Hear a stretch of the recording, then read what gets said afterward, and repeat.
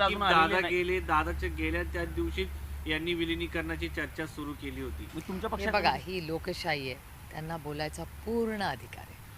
रोहित पवार म्हणताय की एक पूर्व विदर्भातला नेता काही फाईल घेऊन थांबलेला होता, त्याच्यामुळे त्यांना कारणी न दादांना जाता कारणी न न जाता जाता विमानानं विमानानं जावं जावं लागलं. लागलं. तो एक मोठा संशय ते व्यक्त करतायत. त्याची तुमच्याकडे काही माहिती आहे का? नाही, मला त्याची माहिती नाही, पण मी माहिती जरूर घेऊन तुम्हाला सांगेन.